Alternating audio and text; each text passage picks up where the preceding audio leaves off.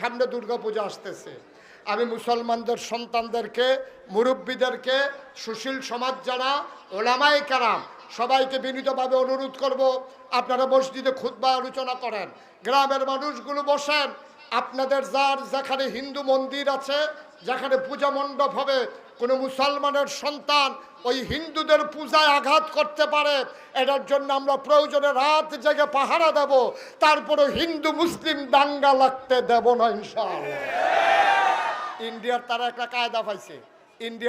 কায়দা পাইছে, তারা মনে করছে আমরা হেতারার মতো, ঠিক নি রে? হেতারা করে কি, একটা মুসলমানের দুষ করলে হাফডা ফিডা হগলে মিল্লা ফিডে।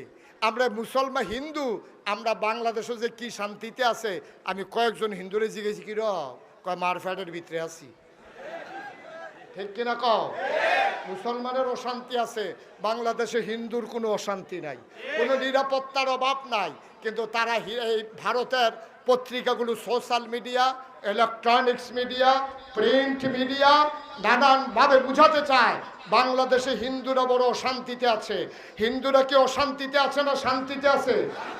কারণ আমরার ফলাফাইনে পাহারা দিয়া 5ই আগস্ট যখন দ্বিতীয়বার স্বাধীন হলো, আমি মুশতাক ফয়েজি এবং বাংলাদেশের অনেক ওলামায়ে কেরাম আমাদের মাদ্রাসার ছাত্রদেরকে নিয়ে, স্কুল কলেজের ছাত্রদেরকে নিয়ে কুমিল্লা শহরের সবগুলা মন্দির আমরা পাহারা দিয়েছি রাত জেগে জেগে। আমরা কাউকে সেখানে আক্রমণ করতে দেই নাই। সামনের দুর্গাপূজা আমাদের জন্য একটা টার্নিং পয়েন্ট। ভারতের তারা ছাইয়া রয়েছে, পুজো উপলক্ষে কোনো ঘটনা হয়নি।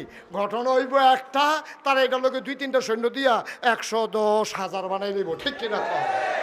কিন্তু আমরা একটা ঘটনাও ঘটতে দেব, এটা আমাদের ওয়াদা। কেন? আচ্ছা, এটা যে আমি কইলাম যে হুজুর আপনি হিন্দুর পক্ষে তো আগাইয়া কোন কীর্তেন, আমি কইছি নবীজি 1,500 আগে কইয়া বইয়া রয়েছি। 1,500 বছর আগে নবীজি কিতা কইছে শুনছেন? নবীজি কইছে কোনো সংখ্যালঘু, সংখ্যায় কম, তারারে কম পাইয়া কোনো মুসলমান যদি তার উপরে আক্রমণ করে অন্যায়ভাবে, খোদার কসম কিয়ামতের ময়দানে আমি নবী ওই সংখ্যালঘুর পক্ষ হইয়া মামলা দেব, আমি বাদী হব আল্লাহর দরবারে। ওই যে অত্যাচার করবে তারে আসামি বানাইয়া আমি ওই হিন্দুর পক্ষে, ইহুদির পক্ষে, খ্রিস্টানের পক্ষে যদি কোনো মুসলমান অন্যায়ভাবে নির্যাতন করে, আমি বাদী হয়ে আল্লাহর দরবারে মামলা দেব, ঠিক কিনা কন?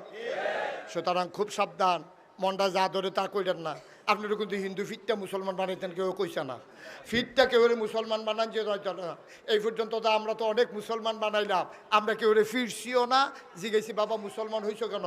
হুজুর আপনার ওয়াজ শুনতে শুনতে বুঝছি আমরার ধর্মটা এরকম একটা ধর্ম, এটা আমরাই মূর্তি বানাই, আমরাই পূজা দেই, আবার আমরাই যাইতা তোলা হালাই দিই। তো এটা কী ধর্ম? এর লেগে হুজুর ভাল লাগে না, আমরা একটা পছন্দ হয়েছে মুসলমান বানাইলাম। সব ভালো লাগতেন না? সুতরাং হিন্দুরে পিটাইয়া মুসলমান বানানো যাবে না। মুসলমান হবে তাদের তারা বুঝ নিয়া, ঠিক কিনা কন?